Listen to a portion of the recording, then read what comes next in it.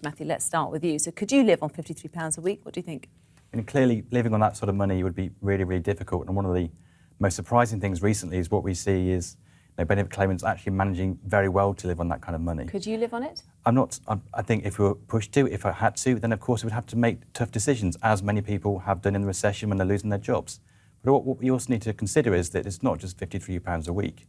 That's just the job seekers allowance. On top of that, you have housing benefit, you have child benefit, child tax credit, support for council tax, support for school meals for your children, a whole host of other benefits that come with the standard benefits, which means actually that tops it up to quite a lot more than just that £53 a week. So maybe we're being unreasonable here. Well, after housing costs, if you look at a typical family of four reliant on benefits, then they only have about £9 a day for each family member. So it's very hard to get by on that. Could you live on that?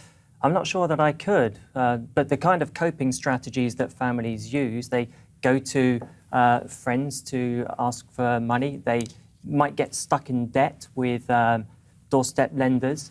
They skip meals. Parents very often skip meals so their kids don't go without. And one mum got in touch with us recently. She said she doesn't like to tell the kids that they haven't got enough money to keep the heating on. So she made up a game with them called Sleeping Bag Cinema, where they huddle together in their sleeping bags in front of the telly to keep warm. So life is not fun. And that's the point, isn't it? We can number crunch as much as we like, Matthew, but when you hear hard-hitting stories of people who live in this country who are dealing with poverty grinding away every week, it's very difficult to argue against it, isn't it?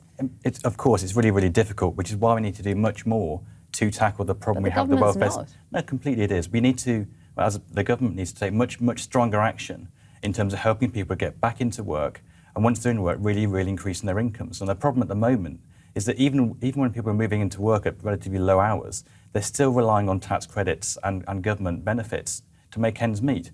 What we'd like to see is more and more people actually moving up the income distribution, earning more money, taking on more hours, longer hours jobs, better jobs, in order to make ends meet themselves. Because there's nothing kind, is there, about forcing whole generations of family to be on benefits, to be dependent on benefits, which is happening in some communities in our country.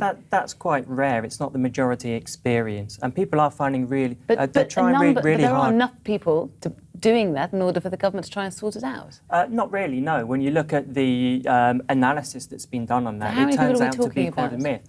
The idea that there was a study that was done that couldn't find any families where there were three generations that had never worked.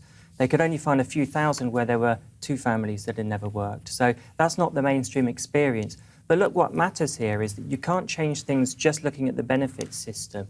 The government said today it was thinking about cutting minimum wage. We should be putting up the minimum wage. We need more people in living wage jobs. We need more affordable housing. And all of that this, will bring down the benefits Matthew, bill. is, as we hear from Ian Duncan Smith, that the welfare bill's still going to rise. So what's the point? No, but let's think about the situation if the government hadn't taken action. But it's still going to rise. We were talking about a situation that was rising year after year, decade after decade. There were rises in the welfare state. We're talking about close to £100 billion a year on working age benefits. That's a huge amount of money. We're talking about the GDP of New Zealand here or something. It's yes, but a huge amount of money. Jobs that we need. But absolutely, but to do that, we need a welfare system that works, that encourages people to take up work where they can, and then really gives support in terms of Jobs in the Plus, work programme support, to get them into the right kind of jobs and really providing for their own families, not relying on benefits. One final comment? Well, cutting benefits and making hardships families have to go to food banks doesn't help that. We need the jobs, affordable housing, fair pay. Gentlemen, thank you very much for joining us.